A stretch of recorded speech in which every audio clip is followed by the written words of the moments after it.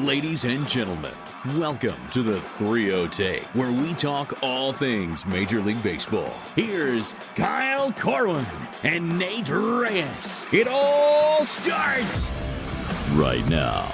Welcome back to the 3-0 Take, presented by SeatGeek. This is episode 506. I'll be your host, Kyle Corwin. I'm here with my co-host, Nate Reyes. Nate.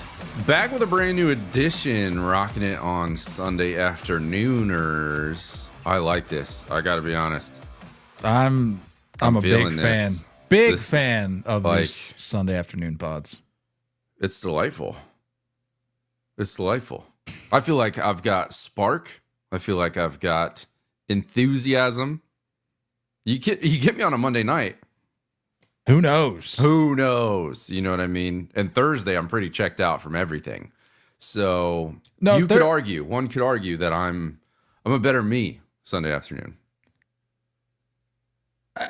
I hear you, but I wouldn't rule out our Thursday night pods. Like, we're usually Thursday buzzing does a little get bit wild, yeah. We're usually buzzing a little bit with the weekend on deck, so I wouldn't knock those. But yeah. these Sunday afternoon, and we're bringing it to you folks before the football action. Like, there was some intentionality here to get this pod in, because we know that while you all probably love your baseball, that, you know, like me and like Nate, you love some playoff football. So we're gonna get you in and out of here before the games get here. So let's dive right into it. Jurickson Profar. I think the meat of this episode is going to focus around Pete Alonso, Alex Bregman. What are we waiting for? Kind of deal here, but a name that has signed, a team that did something. It's about time. The Atlanta Braves showed up to the party. They said, "Yeah, we'll go ahead and take Jurickson Profar, a 3-year, $42 million contract." This is a deal, I will say, that is it fair to say, like, it could really go either way? Like, that's kind of what I was thinking. This could pan out very well for the Braves, but it also could maybe age a little less than gracefully, we'll say. Yeah. Like, is that fair to say? It's definitely fair to say. This makes me feel like, in hindsight's 2020. So, like, if we were to go back in time, and I'm sorry if I relate this to Yankee contracts or players too often, but this is kind of where my mind goes, and hopefully this is a decent correlation or comparison for a lot of you. I'm thinking like DJ LeMahieu. You know what I mean? Like, getting into end of peak years, coming off a really good season. You don't know. You know what I mean? Like, you could be in baseball jail by the end of this contract.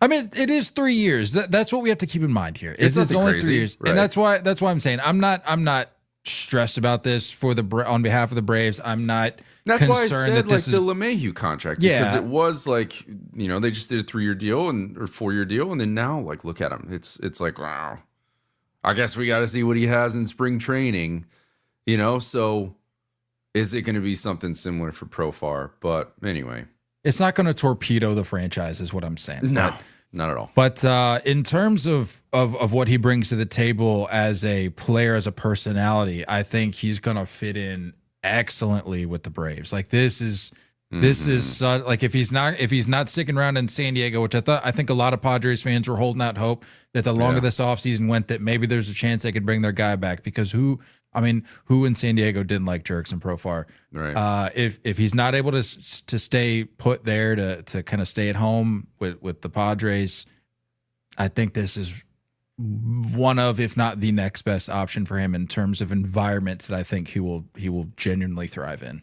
I agree. Because just think about the personalities that the Braves have rolled out there, even just in the last 3 to 4 years. Like, I think this will be a good fit for him, and I think if an environment, if he's the type of player that responds to the environment that he's in, I think this would lend you or this would lead you rather to think that this contract could age a little better than not, because he's in a place where he's going to be able to be himself. He's going to be in a place where the people around the players, the personnel, the staff around him are going to encourage that, and the fans are going to eat it up because, like I said, they've done so for the last 3 to 4 years with the different names that they've rolled out there. So this is going to be nothing new to them, but it's going to be something that's familiar to the fans and something that, again, I think they're going to love. So 100%, dude. They've needed a left fielder.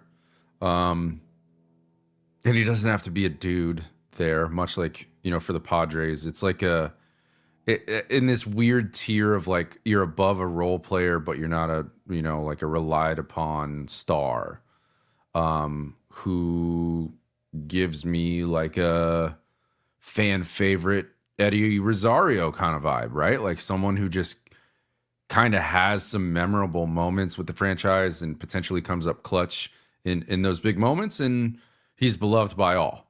And then it helps you kind of look past the, league average or below league average in some statistical categories of this player.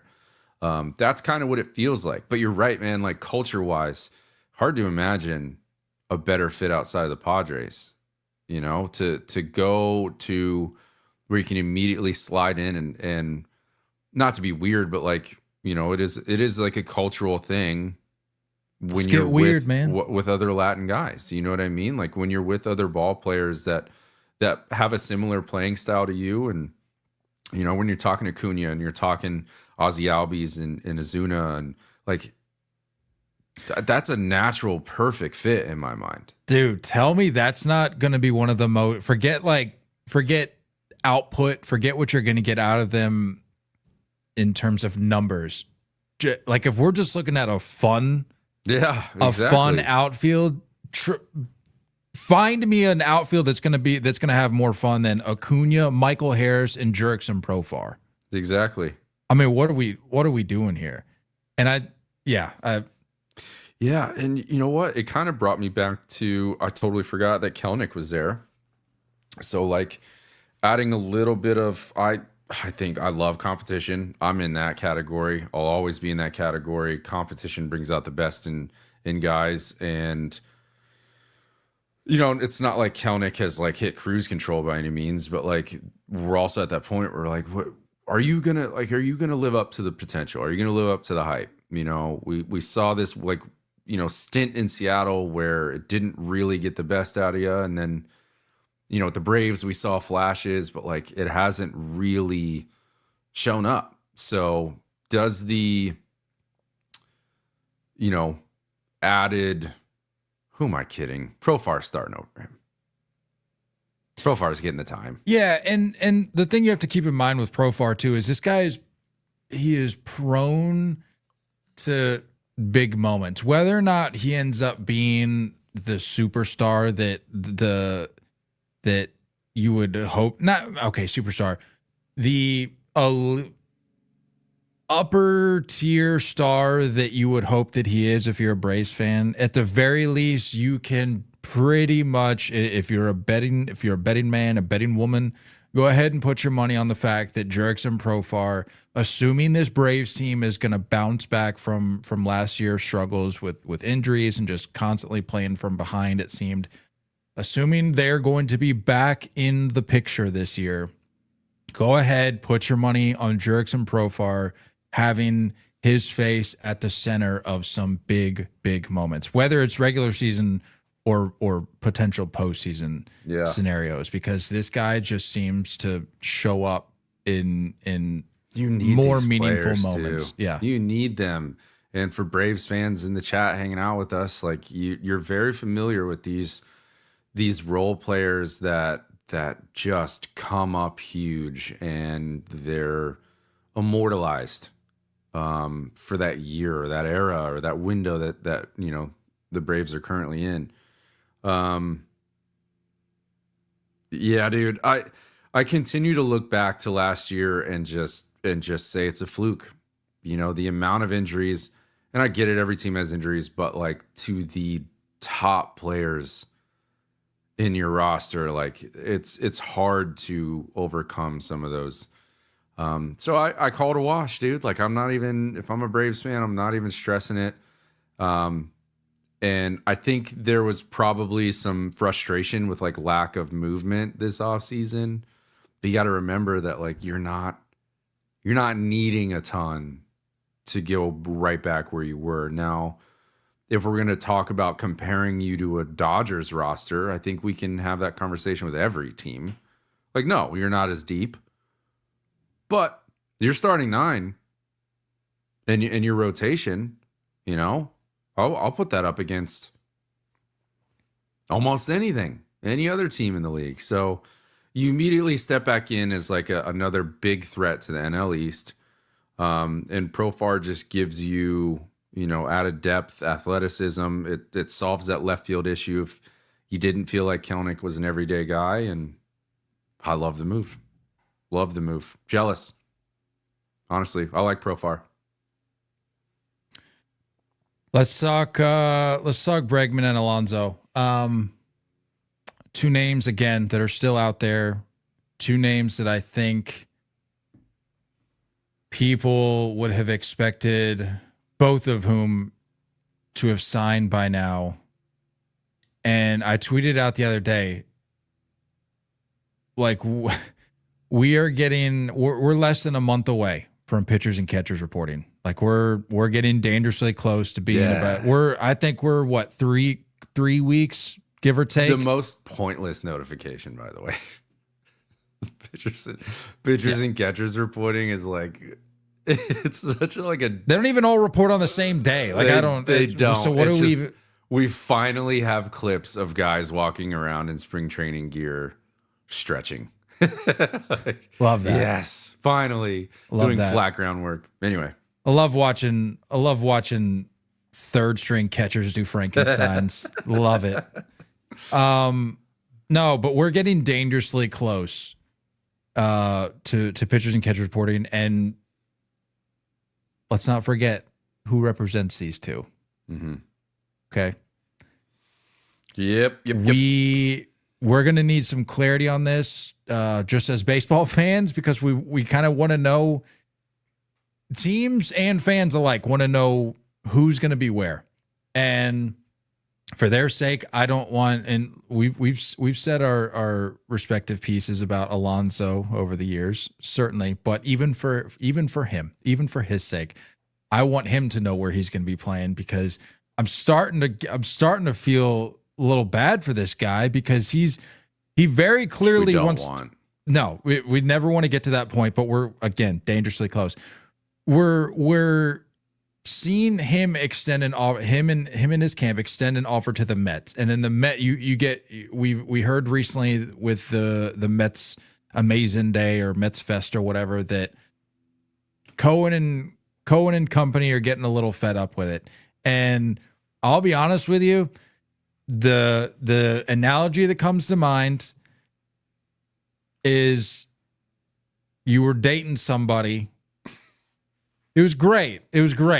Sure. But then had a little bit of a falling out. You moved on to somebody just so much better for you and your situation, and just you enjoy it that much more. But your ex doesn't have the fortune of moving on in the same way. And so your ex is sort of like, standing there outside of your house across the street, not like stalking necessarily, but just being like, hey, I'm here. Sure. I'm here. I don't want you to forget about me. And you're like, believe me, I've moved on, got something much better. We're good. And that's the vibe I'm getting from Cohen and company right now, because you go out like we talked about when it happened.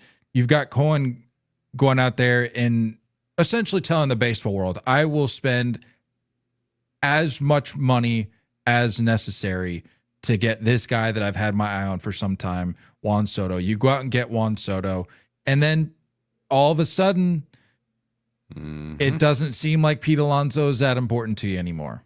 And whether you think that that's the right way to approach it or not, that's kind of where we're at. And again, with the comments that are coming out of the Mets Fest or whatever this weekend, they're kind of making that clear, and they're kind of saying that is the case.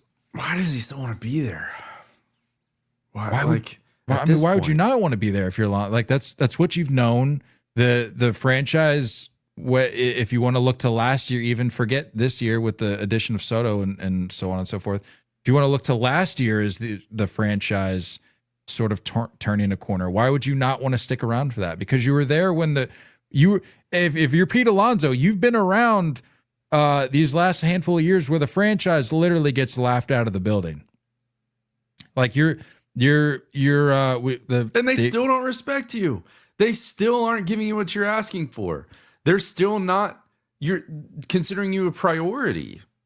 Like at a certain point, to go back to your analogy, at a certain point, how many dates do you have set up? And the girl just says, "Oh no, my dog's sick. Oh no, I have to go pick up my friend from the airport. Oh no, can we do next weekend?" How many of those texts are you going to get before you move on? Time to go find something new, dude. Go to Seattle. You're going to be adored. Go to San Francisco. Your numbers will drop a little bit. You will never go to the playoffs again, but you'll happily enjoy California. There's other places. There's plenty of other places. There's plenty of other opportunities. I can guarantee you that Seattle seems like a no-brainer to me. I don't know if they're in. I feel like they should be in. They may be in. I don't really know. Maybe they're not a big enough player. I'm not sure, man, but there's plenty of places that need a first baseman. There's plenty of lineups that could use a walking 30 home run guy. I'm not buying that, MEZBX. I'm not buying that he doesn't have a market. I don't agree. There's no way. I would agree in the sense that I don't think the market is as call it aggressive as maybe he was hoping for. I think it was probably overestimated. And the problem is that when you get to this point in the offseason, you lose leverage when other teams are like, "Hey, we're done waiting. We're going to go make other moves. We're going to now move on to plan B and fill that hole in a different way." And so you do start to lose leverage, and then you go back to the Mets with your tail in between your legs and try to hold up, "This is what I deserve" offer, and the Mets laugh at you. So you're losing leverage by the day, and I get that. But to me, this is when another team can step in and answer that offer. The Mariners, the Giants, teams can step in and say, "Hey, I've got that for you." I think throw the Jays in the Blue mix. Jays We've talked about them. I mean, if you're the Jays, why not capitalize here? That's what I'm saying. There's plenty of other teams that can capitalize. And again, maybe he really wants to be a Met. Maybe he's just dead set on that, and it's reeking of desperation at this point. Maybe that's the case. But again, at a certain point, dude, when do you move on? The Mets are the significant other that he envisioned himself marrying, spending the rest of his life with, and he's of that mindset that I think I'm not going to judge people's dating habits or whatever, but I think he's of that mindset where he is unable to move on from that belief that he is destined to spend the rest of the life of his life with the Mets. Yeah, and the Mets are like, we don't subscribe to that philosophy. The dad is like, I just don't see it. I'm sorry. You're not good enough. You're not good enough for my team. I don't know. Again, this is the moment where other teams need to just come in, re-knock on that door, up your offer a hair. I bet you get it done. And you get a premier power hitter. Let's be honest. Everyone likes to make fun of Pete Alonso. We love to make fun of Pete Alonso. The guy's corny as hell, but whatever. He produces. He produces. And what team doesn't need a power hitter? Go get it done. If you're the Mets, I don't know what's going on.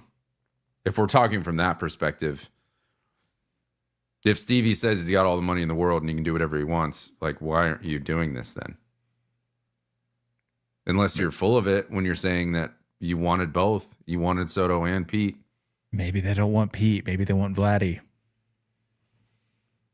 Maybe they want Vladdy. Maybe Soto wants Vladdy. And whatever Soto wants, Soto gets, some apparently. Soap opera stuff right here. I bet Soto is just like, nah. It's a wild love. Let's get Vladdy next year. It's like, no. I know this is. I don't want white bread. I want Vladdy. I know Pete's been here for a good bit, but he's not here anymore. I am, and I want Vladdy. It's a wild love triangle, man. Or it's square. How many people? How many significant others do we have in the mix here? I mean, this is crazy. I don't know. Lindor don't care. So, but it's not his team anymore, unfortunately. Goodness. Soto, Vladdy, Lindor. Whatever order you want to do.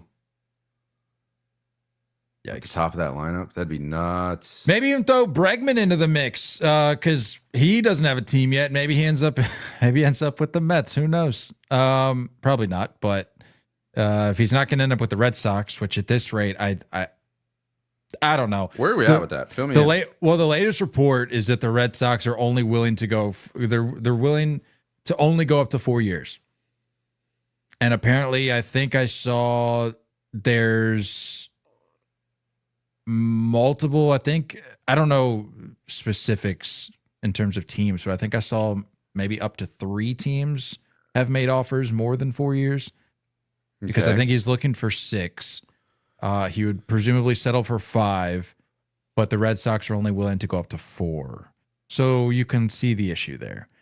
I think he's probably at this rate, and like we've talked about, he sees the potential success that would exist and that would be waiting for him in Boston should he decide to play at Fenway for the next 4 to 6 years. Was he 31, 30? 30. He's 30. He'll be 31 pretty much on opening day. Right around there. March 30th. He sees the success that's waiting for him at Fenway in Boston. Mm-hmm. Should he end up there. But I think he's just kind of waiting it out at this point. He's waiting for the Red Sox to get serious because they're certainly not serious as it stands right now. Because if there's a guy that just makes perfect sense for your team, such as Alex Bregman for the Red Sox, why not? Again, you have the resources available. You have the money. You used to be a team that was a destination that would fork over whatever money necessary to get the guy that you wanted. You don't do that anymore. You're not being asked to spend Juan Soto money here. It's Alex Bregman, a guy that is a good fit, a great fit for your needs and what you're looking to accomplish this year. He would be a great addition to that mix. But you're not serious about it. And if you wait much longer, one of these teams is going to get serious about it, and he's going to go, well, the money's too good. The years are too good. I don't have a choice. As much as I'd want to play in Boston, as much as I think my career would trend upwards that much more, I can't take what you're offering me because it's not. You're an unserious franchise at this point, and I have to go elsewhere.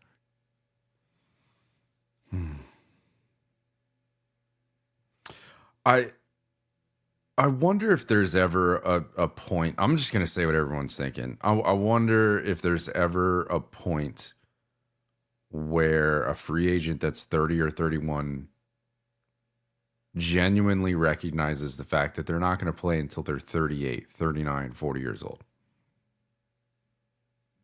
And for every 30, 31-year-old free agent to say, I'm worth signing until I'm 36, 37 years old. Like, no, you're not. I'm sorry. You're not. Rarely does anybody perform at that point. And when you take a realistic look of how teams are managing their money, I wouldn't want $25-30 million going to a 35, 36-year-old? No, but that's just how they structure these contracts. Because if you're a guy like Alex Bregman, you know that this is it. This is your last chance to get big money. He's already gotten a contract before this. We know this. But this is it. This is it. So you have to, like, if you're him, I understand wanting to get a little greedy and wanting to tack on maybe a 6th year, knowing that you're going to be able to provide whatever team you end up with the value up front. Just like all these. But look at the guy. Look at the skill set. The skill set doesn't play. The skill set does not play. Like, those are going to fall. The power numbers are going to fall. The speed is going to fall. The athleticism at 3rd or 2nd, wherever you put him, that's going to drift. When you're in your mid-30s, like, it's not going to be there anymore. And in a game where guys are getting paid and starting younger and younger and younger, you don't have that kind of leverage.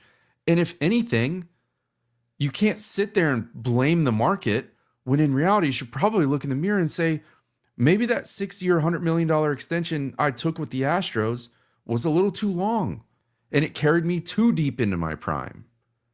And me sitting here saying I deserve a payday when you're nearing the end of your prime, you probably only have 2 years left of really good Alex Bregman years.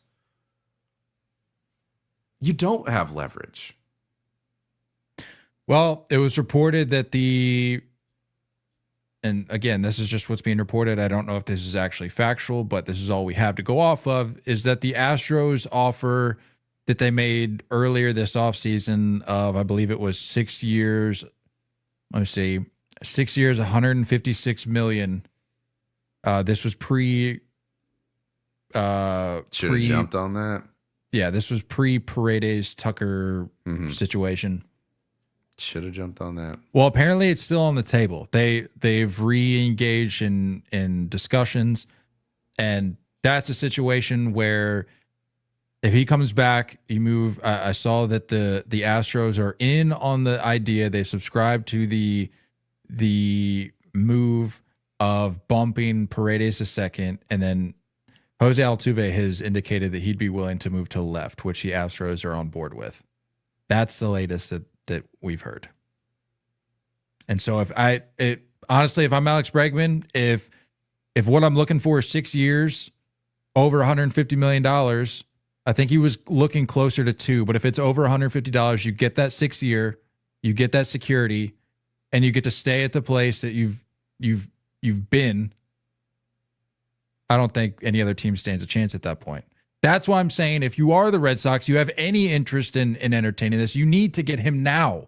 Because if you wait any longer, chances are, with what's being reported, he's going back to Houston. I hear what you're saying, and a lot of the times you'll see an organization that has that player or has had that player in the past that has had success. You do give those additional years. You do give that,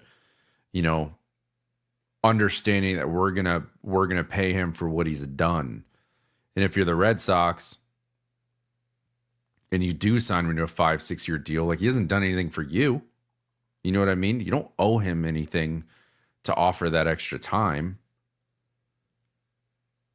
So I understand why the Astros would do it. I don't really understand why the Red Sox or other teams would do it. But I think if you're the Red Sox, I agree. It's a great fit. It makes a ton of sense. And when you're talking about a skill set that is going to diminish in a way, that power numbers and just overall offensive production is going to fall, name 2 better ballparks for that. You know what I'm saying? Fenway and, was it Daikin? Daikin, yeah. Fenway and Daikin are, I can't even say, that's just so dumb, are 2 great places that still kind of fluff those numbers up a little bit. Shout out to Daikin, by the way. They kept Meredith and I nice and comfortable at our little cabin anniversary getaway retreat. Yeah. It's weird. It's weird now. I never used to pay attention to HVAC systems, but now it caught my eye and I was like, oh, Yeah. Shout out Astros. Yeah. So now I see Daikin everywhere because it's like that, and I think like Whirlpool and maybe like one other are the only ones that I'm really familiar with. So when I see Daikin on there, I'm like, oh, cool. So shout out Daikin, keeping us nice and comf. I bet Minute Maid sales have just plummeted since. People are always going to have their orange juice, you know. You got to assume, they're probably doing fine. I think I'm a Simply Orange household. Yeah, I think I'm right there with you. Yeah. Speaking of household, Ippei Mizuhara is not going to be living at his house anytime soon because that man is going to jail. Did you get it by chance? Get to hear the clip? I didn't. Of the dude. All right. Well, looking forward to it. I've got it queued up. Yeah, I've got it queued up. This was a recording. If you have no idea what we're talking about, Ippei Mizuhara, former interpreter for Shohei Ohtani, who obviously got swept up in the whole like gambling scandal, yada yada yada. A clip recently surfaced where he is being recorded impersonating Shohei Ohtani in an attempt to wire money from Ohtani's bank account. And I'm so here for this tea. We've got it queued up. Hopefully it works. We'll see. Who am I speaking with? Shohei Ohtani. Thank you. How may I help you? So I tried to log into online banking, and it told me that it's not available to me at this time, and I need a call. Sure, I can take a look into that. Alrighty. And could you tell me the name of the payee and the amount of the transaction, please? The person I'm sending to? Yes. It's for $200,000. Thank you. Alrighty. Now, recently we come across a trend of fraud and scams, so we have been monitoring the online transactions closely to make sure our clients are not the victim of either. What is the reason for this transaction? For a car loan? Okay. You said it's for a car loan? Yes. Okay. What is your relationship to the payee? He's my friend. Okay.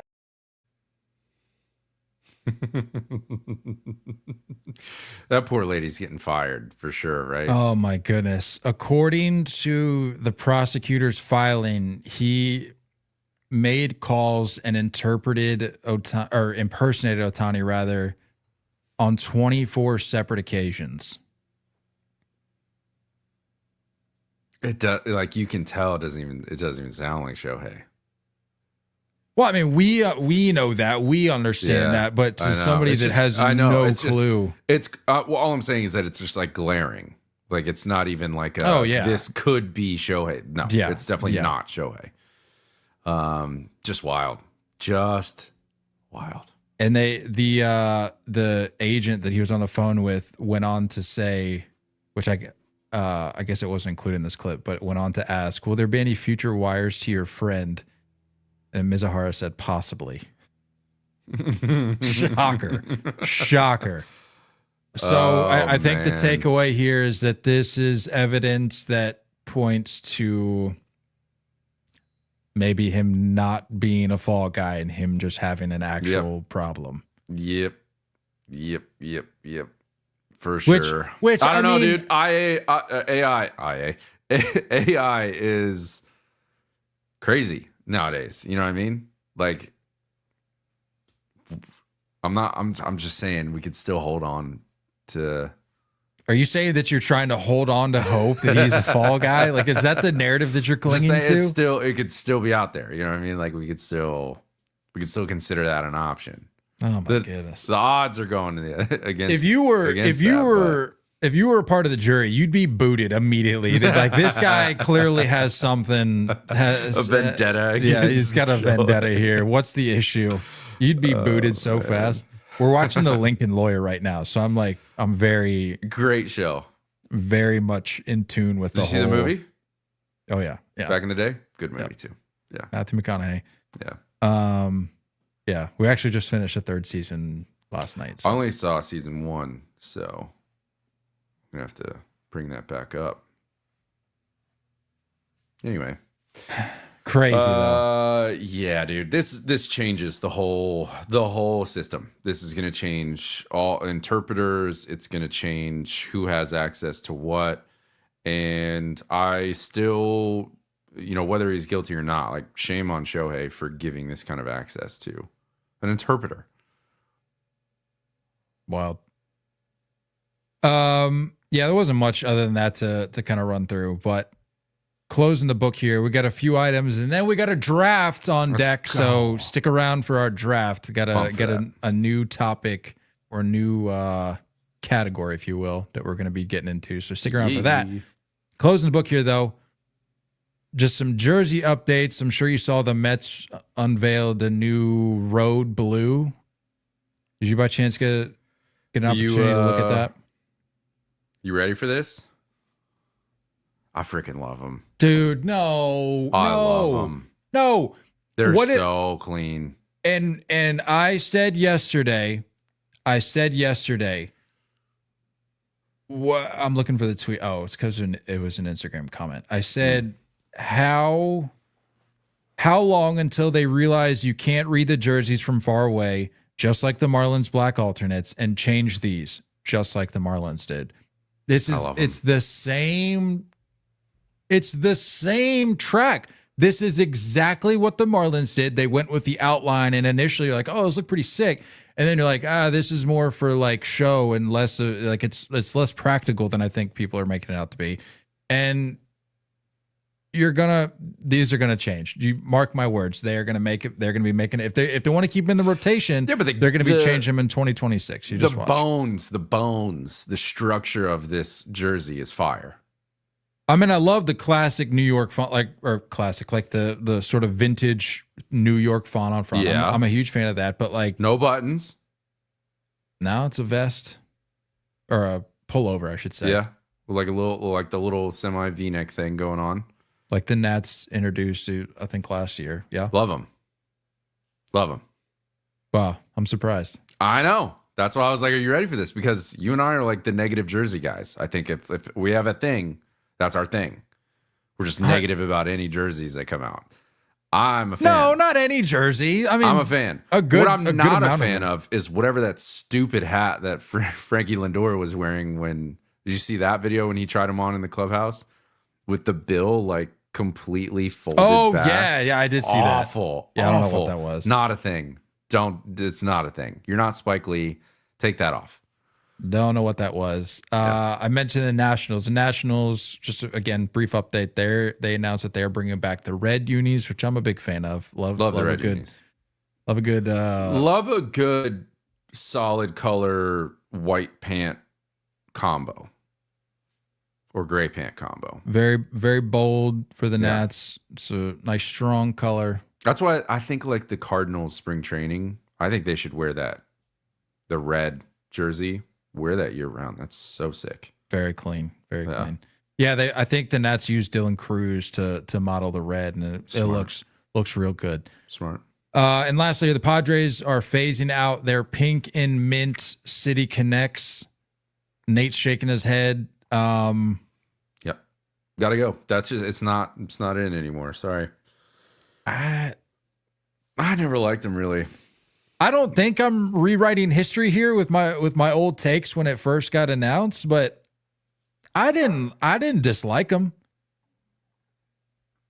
I didn't dislike them. I didn't like them.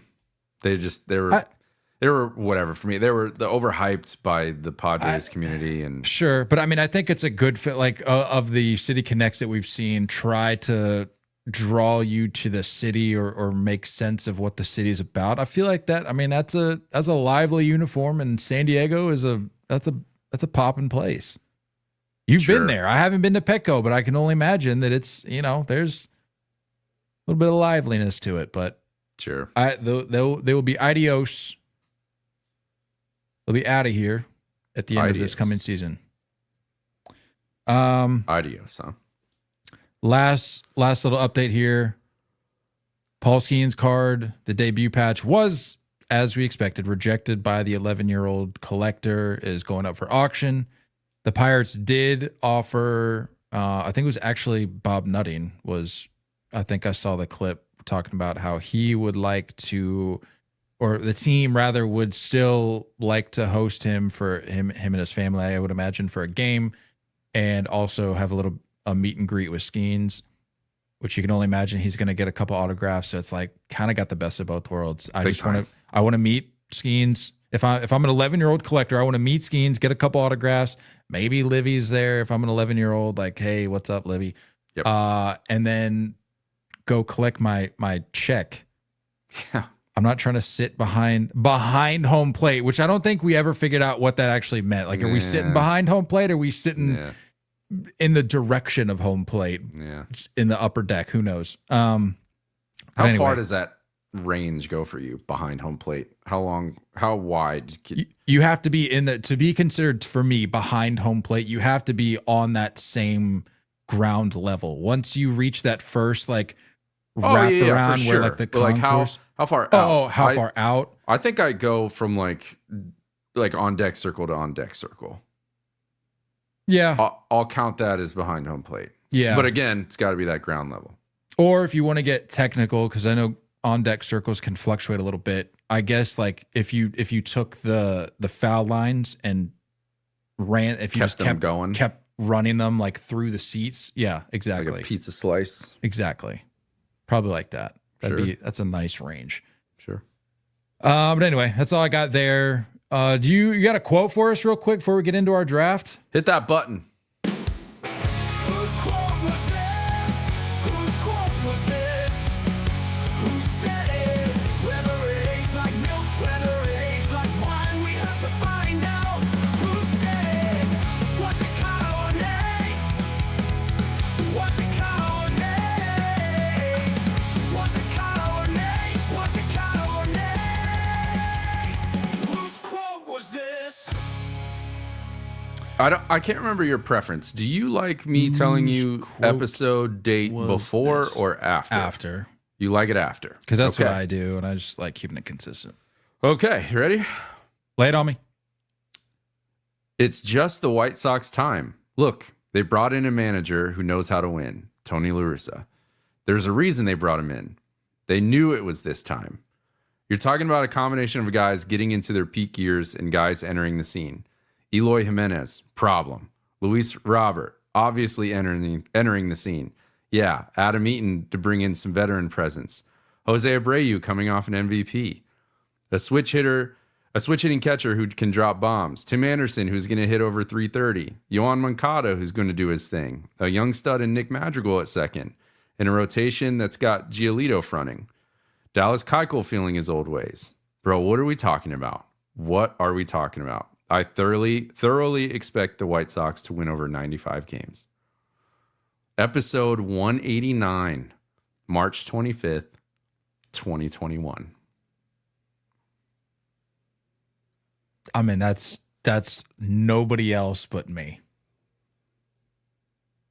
That's nobody else but me. Are you serious? Serious. Wow. Yep. That is your boy. And a trick question, because I know there's a lot of haters out there. I looked back. And that's a pretty good guess. They won 93 games. They did. I was about to go off. If that was my quote, people would have been like, oh, what a stupid take. Look how well that aged. Well, it aged pretty well. 93 wins. Well.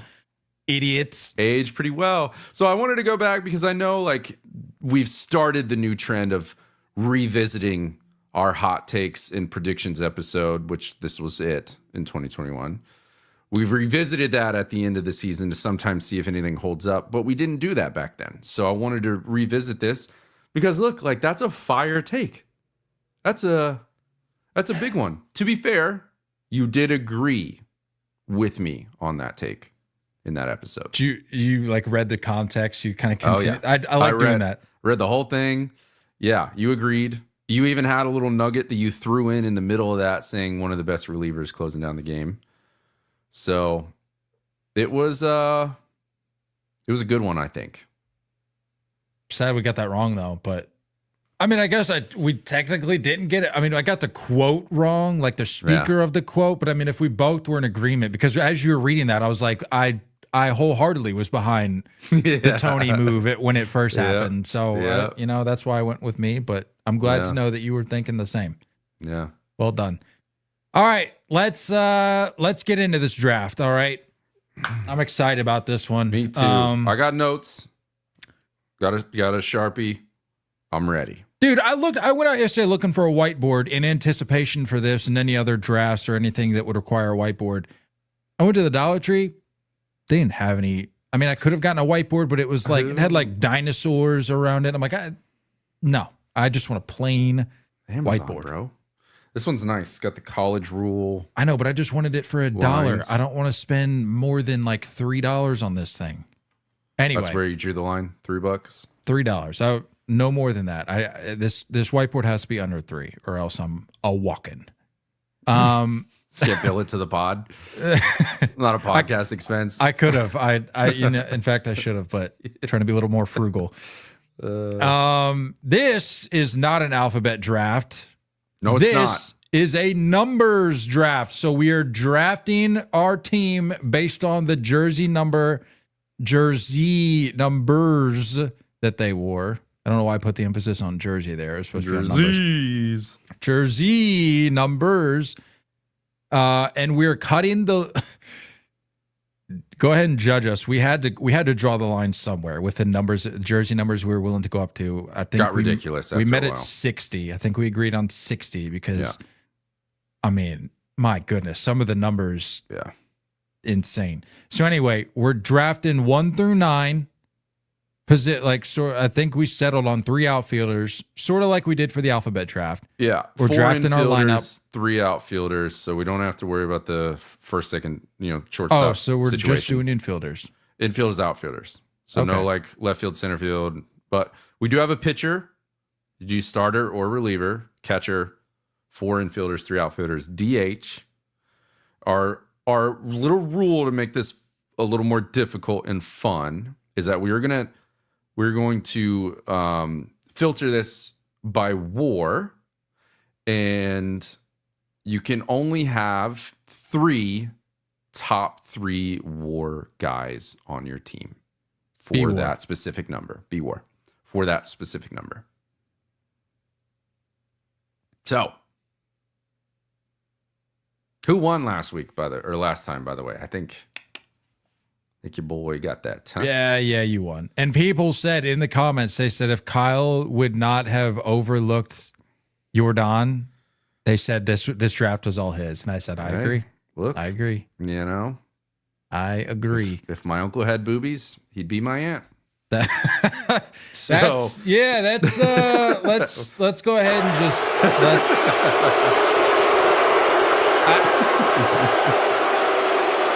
we can play the if game all we want. I mean, whatever. Let's just draft. Let's get into this. All right. So random number generator. Who wants to go first? Let's do a little rock, paper, scissors.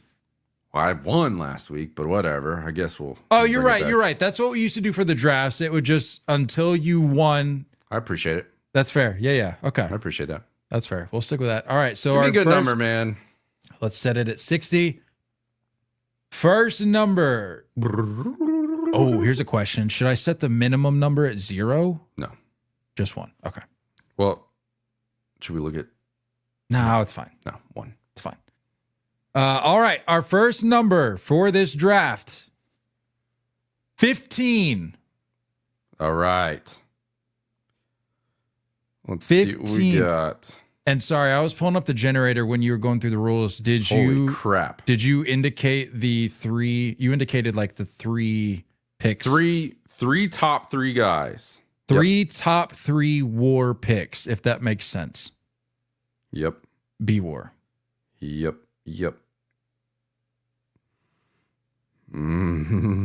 There's a. What? He wore 15? I know. That was like, it's grabbing my eye real quick, but You know, do you want to burn it Oh on my that? God, he You know what I'm did wear saying? 15. This is crazy. I know it. What's cool is that it can be any point in their career did they wear that number. So Which that's is what wild. Which but is wild. That's Which the is rule. wild. But that's how Baseball Reference is allowing us to do this. I mean, so some of these guys wore 15 a lot. Some of them didn't.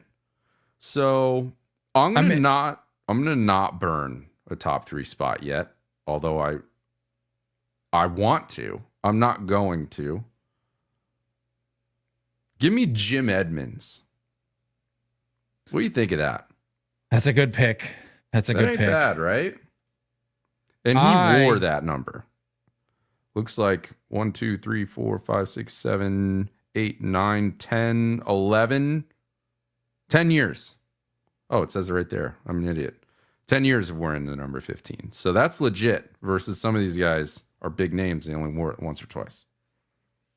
I'm actually going to drop the list down a little bit because like I get that I the know rule, what you're doing. No, stop. I get that the rule is like you wear it at any point, but there's some guys where I'm like, this just feels wrong. Like to go with this guy. He wore it for like 3 days before he changed his jersey number for the rest of his career.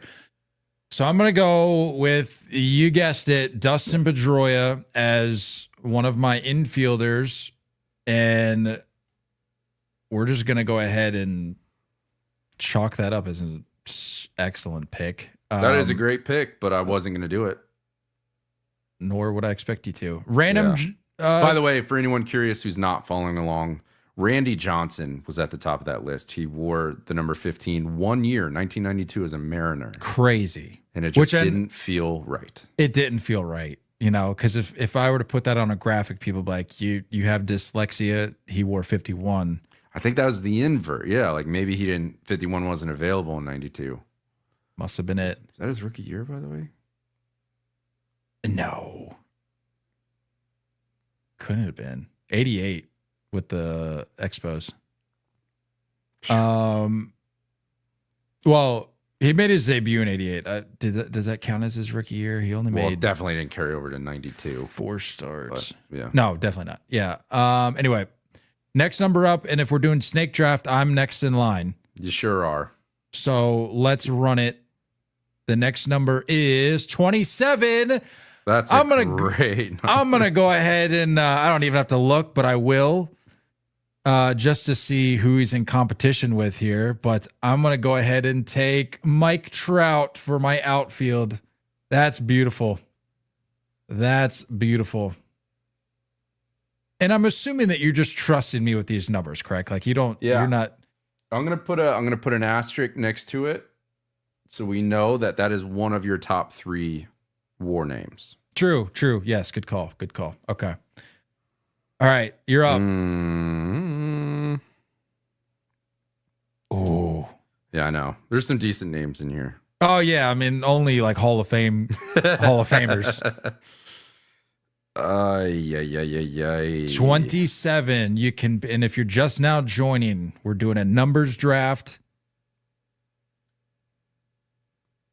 Picking our lineup based on jersey numbers. The number is 27. I went with Mike Trout. You have a wide selection. I think of Hall I'm of going Famers to to choose go from. with Vladimir Guerrero in my outfield. And this Shocker. is senior, not junior. Everybody should know that. If you don't know that, you should be ashamed of yourself. You don't know ball if you don't know who wore 27 in that family. Just kidding. Wait, don't they both wear it? What am I saying? I don't know ball, I guess. What am I saying? Okay. I know. That's what I said. Yeah. All right. So your pick is up, correct? Yep, I'm up. All right. Generate number. Give me something good. Oh, this is a good one. This is a real good one. Number 9. Wow. Love me a single digit. I think you probably have an idea. Come on, Baseball Reference. Let's speed up this. Wow. Come on now. Do I know? What do you... I mean, I know. It's taking forever to load. Baseball Reference just has no chill. Hey, there's a lot of numbers on there, man. There's a lot of data. It's got a sift through to get you where you're going. Yeah. Wow. Holy crap. Oh. Yeah, we both are looking good here. Going down the list here. There's some dudes that were number 9. Some dudes. Well, got to do it because I can't do yours. So I'm going to clean up my outfield here. I'm going to go give me Joe D. DiMaggio. Strange Gordon. No, I can't do Joe DiMaggio. Only wore it 1 year. Can't do that. That's a baseball sin. Can't do it here.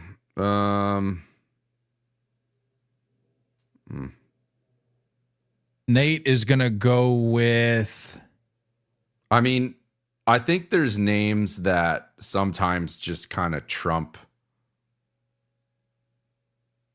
rivalries and bias. So I'm going to do it because I can't let you do it. Give me Teddy Ballgame. I mean, I would have shot you had you not gone Teddy Ballgame there, but that's fine. I'm going to go. Wow, what a turn of events here. Because I'm going to go Reggie Jackson. That is kind of wow. But that's as an A. That? Well, yeah, as an A, but still. But that's 9 years of wearing that. That ain't bad. How about that? Dude, I'm cleaning up right now. What are we talking about? All right. Do I got it? You got it. Where does Reggie Jackson fall on the WAR list for that, by the way? I lost him. Not in the title. He's at 74. Ooh. Wow. We should have written. Should I write down WAR? We can go back and do it. It's fine. Okay. Okay, so he is 6 on that list. Wow. Archie Vaughn is number 4. Okay, do I got first pick here? Yeah. All right. Next pick. We said 60. The number is 54. That's not good. Actually, no. We determined with our alphabet draft that you actually want the suckier options. Yeah, because there's less options. Right. Okay. However, why do I feel like there's somebody real obvious here that I'm... See, that doesn't feel right. That doesn't feel right. This is a tough number. None of these feel right. None of them feel right. Because you look, as a reminder, we only have one pitcher spot, which we probably should have thought of a little heavier on.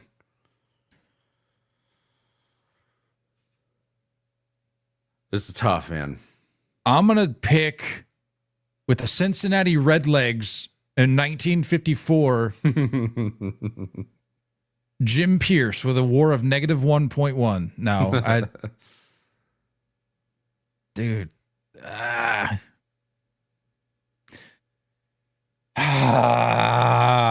know. This really sucks.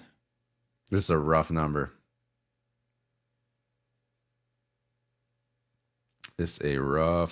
Can I put... Oh my goodness, this sucks, dude. The options are horrendous. I'm just gonna have to take an L on this one, dude, because yeah. I mean, what did we determine though? Is it any time in their career? I mean, I guess. I mean, it is a jersey number game. This is what they wore. So, that's kind of what we did for the positions. You know what I mean? If they spent any time at that position, we were allowed to use it. So, all right. Well, I'm going to hate to do this, but I'm going to have to go Kirsch 54 because there's a massive drop off after that. There's a big drop off. All right. And that's my second top 3 WAR pick, by the way. That is. You got 2 of the 3. That kind of burned me because I felt like you weren't going to do it. I wouldn't have if the drop off wasn't as bad as it is, but this is terrible. It sucks that like this is an all-time draft and I have to go with this name. But like maybe some recency will help me here. I'm going to go Max Fried. Really? Over Goose? Yeah. I know. Woof. I know. That's fair. That's fair. Goose was definitely in the conversation in my head. And you still could have skated out of there without a top 3 war pick if you would have gone Goose. But it's been written, so no going back. Max Fried. All right, you got first pick. The number is 37. Oh, this is not going to be good. Which is good for you, as we just discussed. Oh, never mind. Whoa. Well, that sucks. I just burned my pitching spot. Oh my goodness, dude. You want to talk about some arms. We both blew the pitching spot, so let's just run through the names here. Pedro Martinez worth 37. Max Scherzer, Ryan Sandberg, not a pitcher. Dennis Eckersley, Tommy John, Keith Hernandez. I mean, some of these names. My goodness. Steven Strasburg. What a drop off. Wow. It's your pick, my friend. This sucks. This is tough.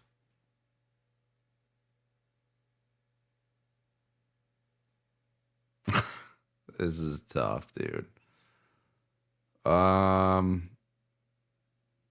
What's tough is that it does burn a top 3 spot.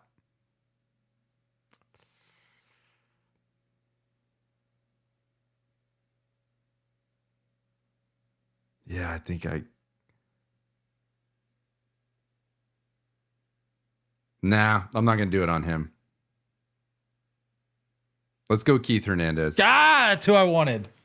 That is who I wanted. Okay. Well, then that leaves me with yeah,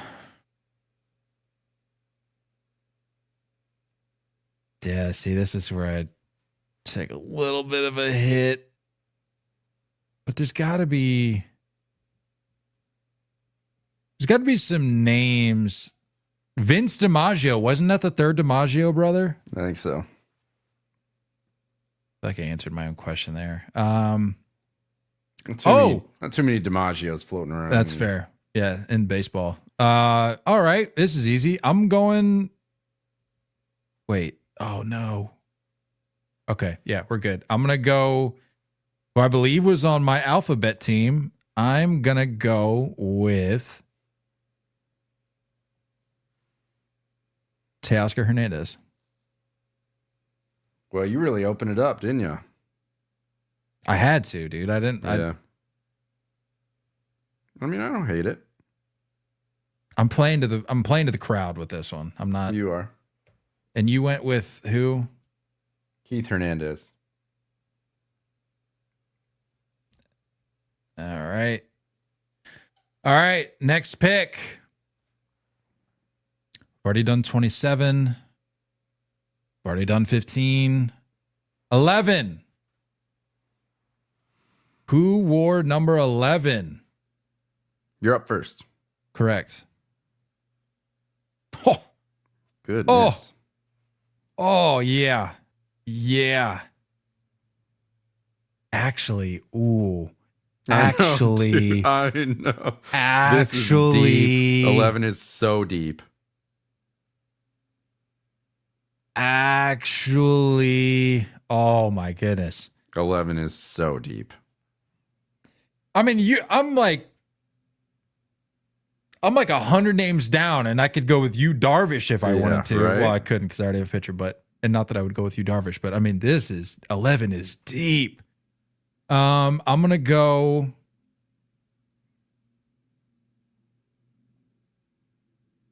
You know what? I'm not gonna blow my last top 3 WAR pick. I'm gonna go Edgar Martinez is my DH. Smart.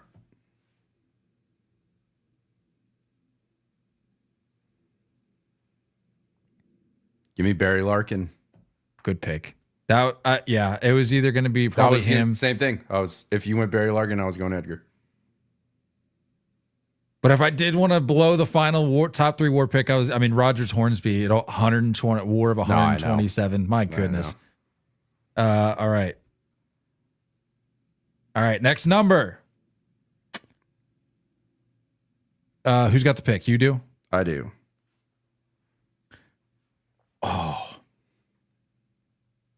Oh, you can't. Never mind. Number is 52. Oh boy.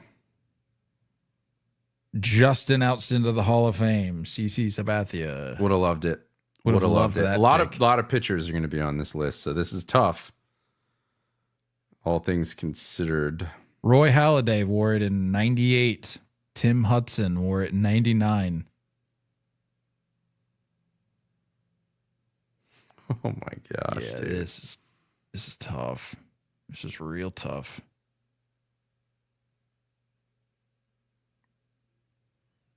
Bro. That's such a hard number. Like, we should have thought about the pitcher spots, because like anything above 45 is really looking to like pitcher category. Yeah. Really heavy in that area. I don't even know, man. I don't even know.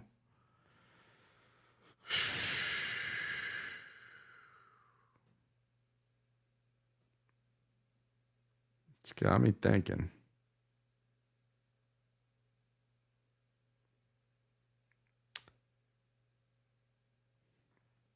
My outfield's taken, so that would mean if I do another outfielder, it burns my DH spot.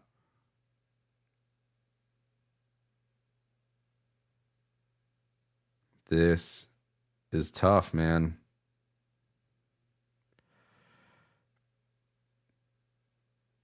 Oh, I got a couple options here. You going down? You going down a little bit to like some live names? I'm gonna have to think outside What the number box are we here. at again? 37? What? What number are we at? 52. 52. I'm all over the place, man. I was looking at that. Leave me alone. How far down are you going, guy? You scrolling down? Don't worry about it. But I do know we got to get these people out of here before the football game gets here. So All right. let's put a rush on this. I mean, look, hit me with a Yoenis Cespedes at DH. All right. Not proud of it. No, but I mean, all things considered, not bad. That was a good run for a short time. As your DH, all right. I'm gonna go. Where am I at? I'm gonna go. Give me Sean Casey, the '97 Indians. Sean Casey. Give me Sean Casey as my infielder. The mayor. All right, next number 1. Ooh. This will be interesting. You're up first. I sure am. All right.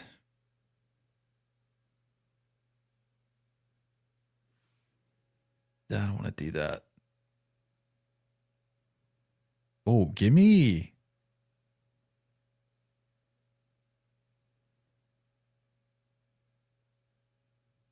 Give me Nomar Garciaparra. That was stupid. No, I mean, it's in. It's in. It's Why'd I do that? No, it wasn't stupid. No, I mean, like that's a great name to have on your roster, but I'm just saying, like, comparatively. Sure. I didn't want to use. I'm saving my last war pick. Well, good news is I'm only going to be using my second here. Give me Ozzie Smith. Arguably the most popular number 1. All right. So you I've got 3 infielders. My outfield is set. So I need one more infielder and a catcher. we are doing the same thing then. So that's going to make things interesting. Yikes. Yeah. All right. So you got first pick here, correct? Yep. 47. Dude, why am I getting burned with this? This is fun. Just pitchers galore.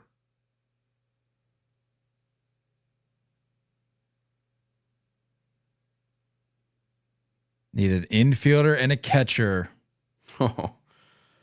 Oh man.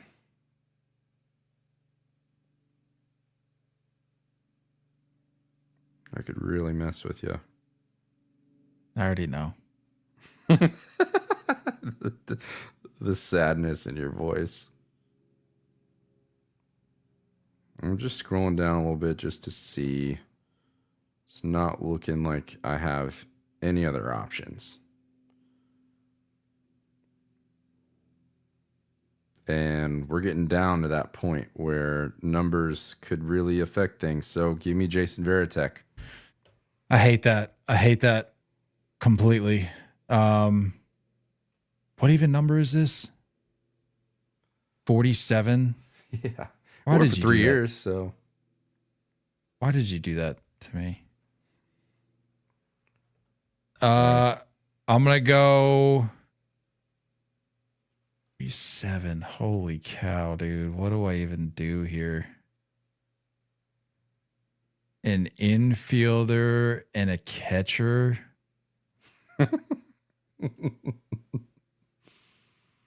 An infielder and a catcher. Give me. What about Peanuts Lowry? Shut your mouth. Shut your mouth. Dude.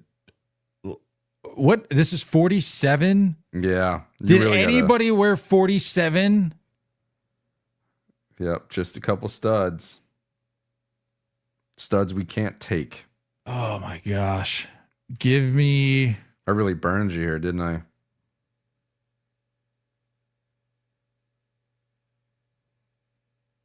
Nobody wore 47.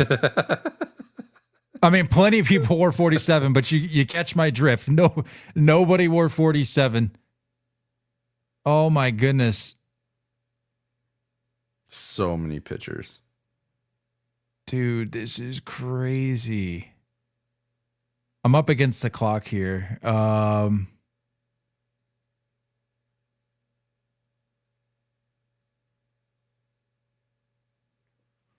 My goodness. I can't even find a name for you. That's what I'm saying. Potentially Mudcat Grant.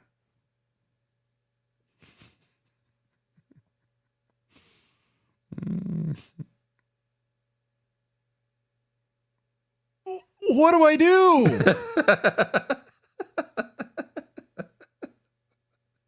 They're all pitchers.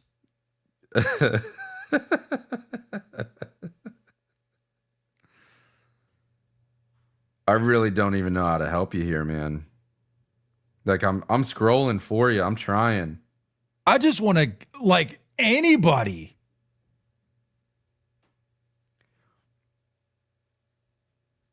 How about Andy Chavez? Oh no, your outfield's taken. Does anybody in the chat know of an infielder or a catcher that wore 47? Because there's nobody. Ryan Pepio. Oh, never mind. Your pitcher's taken. Give me, you know what? Wait. You know what? Harold Ramirez with the Rays. He's an infielder. No. I like where your head's at. I'm going Peanuts Lowry. Third baseman. Just strictly for the name, huh? Hey, sometimes you got to do what you got to do. All right, so that means I got first pick, which sets me up perfectly here to nab a catcher. And the number is, nope, sure doesn't. Number is 50. Good luck. Oh, no. And I need an infielder. This sucks, dude. Oh, I'm good. Never mind. Oh, sick, dude. You got to be kidding me. It's going to be the same guy. It's the same guy. It's the same guy that you finished the last draft off with. What a joke. This is so good. This sucks, man. You got to be kidding me. Oh, that's so good. Not a single catcher on here. Not a single catcher on here. What a joke. Oh, man, this is unbelievable. I love it. Can you just help me find a catch? Like Sure.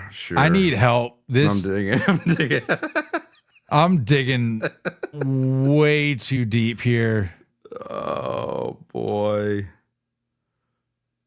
I just need a catcher. Just a catcher, you know. Holy cow.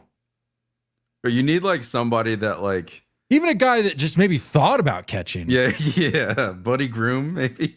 Did Buddy Groom catch? No, he's a pitcher.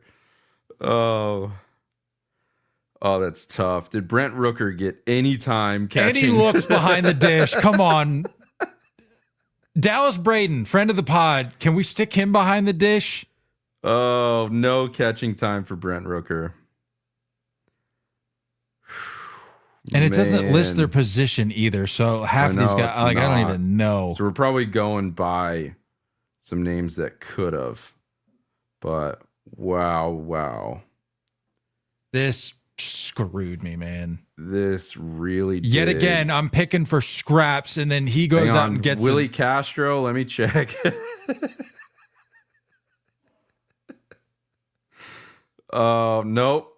No catching time for Willie Castro. Oh, you know what? There we go. I got it. What you got? It. I'm going Francisco Alvarez. All right. Make your pick. Mookie Betts for my Shut third and final what a top joke. 3 player. What a joke. As your infielder, boy. right? Yep. What a joke. Say what you will. Spencer's got it in the chat. Peanuts is the winning pick. I mean, you could only wish you had Peanuts Lowry in your infield. Oh, boy. Anyway, that's all I got. Let's get out of here. Oh, man. Good one. Post that up. See if anybody can vote on that, because I think Whatever. I think your boys are looking pretty good. You guys are awesome. Thanks for hanging out. Thanks for sticking around this deep throughout life, throughout this week, especially tomorrow. Don't go chasing curveballs. We love you all, and as always, looking forward to talking more baseball with you guys soon. Until next time, stay filthy.